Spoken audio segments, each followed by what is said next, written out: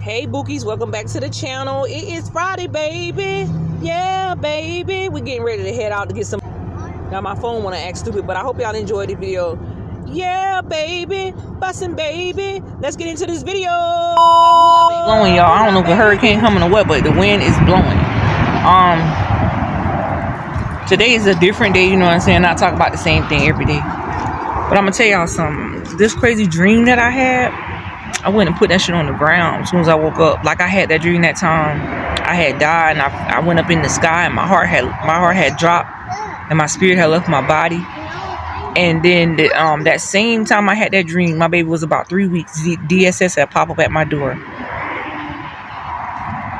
And so this dream I had last night was something like, it wasn't last night, it was something like 4 or 5 o'clock this morning because I got up with the baby. It was crazy because first I had a dream about my kids following his girlfriend because his kids was, okay, hold on.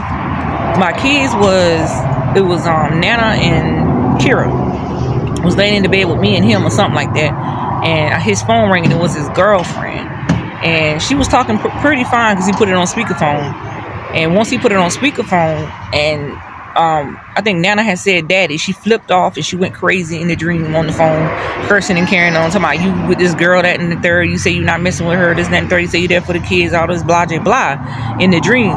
So I was just listening to it. It was clear too. So after that, I wound up saying, girl, what? Like that on the phone.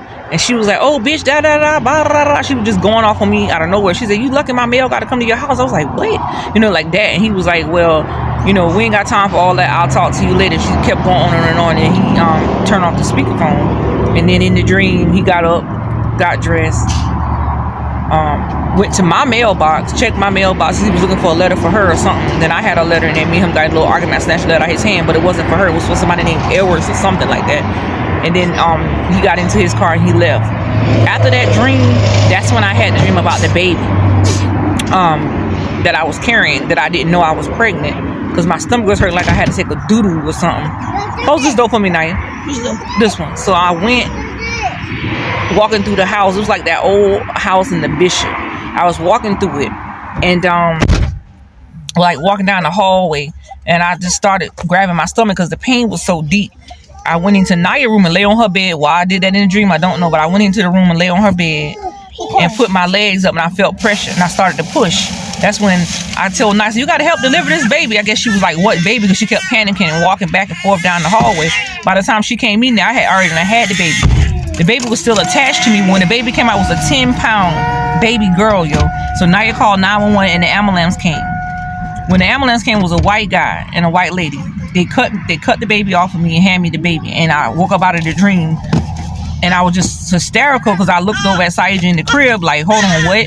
I know I'm not about to have no more babies because I'm not doing nothing to have no baby, but somebody in the family pregnant. But those dreams seem so real, especially the one with Haywood and his girlfriend. It felt so real. So I was like, damn, I got up on the ground and put it on the ground because that's my memories to have, you know, when I look back at it. But I ain't the one having no baby, yo. It's not me.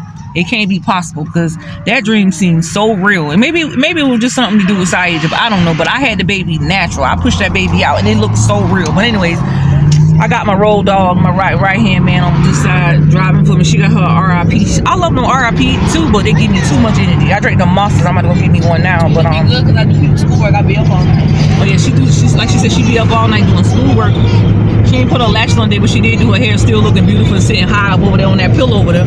I told her she need to get her a big boy and stop playing. I think I'd like to see her in a truck and not a car. You gonna try? But anyways, y'all, dreams do seem real. Sometimes dreams do come true. You know, like Naya was talking about her school and everything, and how, you know, how her form was looking. And one day she knocked on my room door and she was telling me about her school, and I was like, well, damn, you just had the dream and it happened. So dreams do come true. And dreams are sometimes are real. What you said? I said it was the same color of the dream. I told you it was blue. Oh, there's police behind me. That's crazy. That police ain't want you. As long as you driving the speed limit, you good. But anyways, I'm just out here with Naya letting her drive today again as well while I'm over here making my YouTube videos. You know, I thought about a lot lately looking at my own channel. Last night on my phone, I was just thinking about my son when he stopped by. My heart flooded because, you know, I was just making a video of my snacks and I got a knock at the door. It didn't sound like it said Papa or Ty. It just sounded like somebody, like a kid or something, not a man or something. So we ran so fast, got to the door, we grabbed him so tight, like, it's nothing but love with me and my children, yo. When him and his daddy came by last night and they said they was hungry, it didn't took me but 2 seconds to get in the kitchen and say, okay, I'm gonna fix y'all a taco that I got left. I'm gonna fix y'all some spaghetti. I don't get up here and try to prove a point to nobody, and I said that on all my videos. I don't get up here and try to prove a point to the world, social media, nobody. I only get out here and show the world what I do for me and mine. And I love my kids dearly. You know what I'm saying? I would do anything for my children. And now you can tell how fast I jumped in that kitchen last night. It ain't took me another 5 minutes to get that spaghetti on the stove for them. And like I told us, if y'all want more, they even took a plate with them when they left. I'm not out here to prove a point, but I like to have documentaries and memories for my children when I'm gone. And then her daddy cleaned up the living room before he left. You know what I'm saying? Playing with the kids and everything. And he always been very supportive in our life since my kids was babies. Well, since Naya was a baby, because that's not Naya's biological father. But that is her dad, because that's the only person she knows since she was 6 years old. But everybody had a lot of love in the house last night, and we had a lot of fun. And the kids, he bought them ice cream and stuff like that. So after they left, you know, I sat down on my bed and I started to cry. I was like, Lord, you know, I love my son to death, and I'm doing the best thing I can for him to make sure he's safe and not out here in the street dead somewhere, because there's a lot of young boys out here in the streets today that are dead from gun violence, are dead because, you know, somebody taking their life or something. You know, and my son is not in that predicament. He's in the predicament of being with his father and, you know, living his life, not the perfect life, but living his life and not dead out here on the streets. So me as being a mom, I appreciate God giving me 10 beautiful children. I love all my children. And let me address this before I get off my YouTube channel. I'm gonna look in the camera when I say this. I get tired of hearing people say you got favorites, Naya, Nana, and Saeja. No, it's no favorites with me. Naya can tell y'all all my favorite is all my children. I never would pick just one person that's my favorite. No, when my kids do something wrong, I have a trust issue with certain people when it comes down to my children. Now with Leah, like when she do certain things and she steals from me and she do things, I have a trust issue, but that's my child, and I try to teach them, you know, you can't do this, you can't do that. Yes, there is discipline when you do things. Like with my son, he stole from me, stole my car and everything. No, I don't trust him, but I have a trust issue. Naya never have done nothing to me to make me feel like I can have a trust issue with her. She never stole from me or do anything. She asks for what she wants. So that does not mean I have a favorite child because of the fact that she has never stole from me or do anything like that.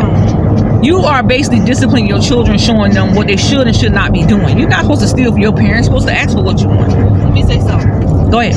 As an older sister, what the internet say, what they don't see. The problem is with Papa, when we was growing up, when we used to go to school, we both used to get in trouble for everything we did. But I had discipline over him when Mom couldn't do it, when she used to get tired.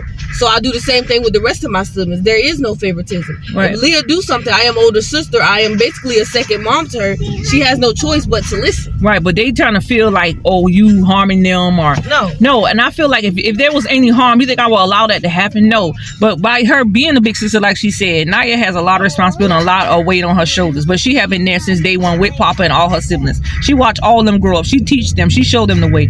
When times get hard for me, like she said, she was stepping in and doing everything. But I don't want nobody to feel like also that I'm taking money away from this girl, bringing money in the house when I don't even have money. You know what I'm saying? Right. And then at the end of the day, we got each other back. If I don't have, she have. She cover my back and I cover her back. And that's how we are. And I think that's what the world don't understand and really see how much love it is in our household, that they try to break it apart and pull us away from each other, feeling like CPS can step in and take us away and break us up. I would never give up. I would never settle for less when it comes down to me and my children, because that's all I have in the end. This is what keep me sane. This is what keep me alive. My children does.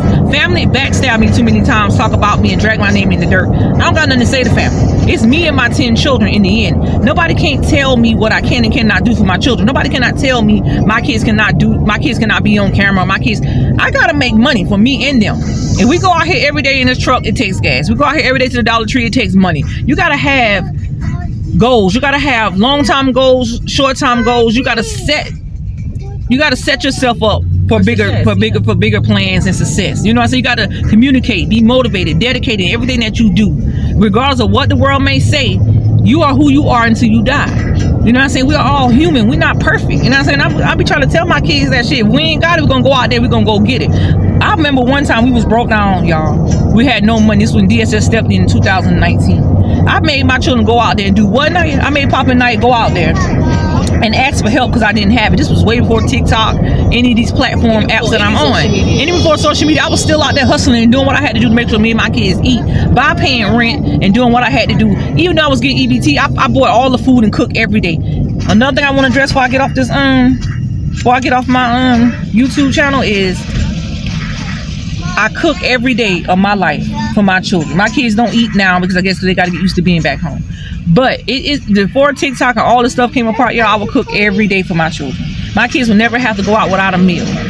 I don't want nobody to feel like, oh, she doing that for social media. No, I'm not doing that for social media. I'm doing this for my children. They have to eat. So at the end of the day, y'all, I'm not gonna sit up here and dwell y'all head off and talk to y'all and, you know, just keep going. Oh, I smell the weed. Smell it. It must be that black car. You smell it? Yes. Damn, that must be something loud, bruh. Woo! That's why I say woo like that. Damn, it must be him because he got a pipe up in his mouth and he got a boat. But anyways, y'all, I'm gonna go ahead and get off of here and go ahead and pay attention to this traffic or whatever. The clouds are not out today, it just blew. But I'm gonna let y'all see the clouds, y'all, and I'm gonna get off this damn camera. I'm gonna see y'all later. And to the ones expecting us truly, only to the ones expecting us truly, I love you guys. And like I say, I always get up on my YouTube channel and try to get up here and talk and let the world know what we got going on, but let the world know exactly how I feel about everything because my kids are my world and my world is my kids. You know what I'm saying? We got one life to live. So I'm gonna see y'all guys later. Don't forget to what, y'all? Like, comment, and subscribe. One more time. Like, comment, and subscribe. Don't forget to like, comment, and subscribe. Don't bump those ass. Don't skip those ass. What you say, Naya? Peace to the Middle East. See you guys later. Peace.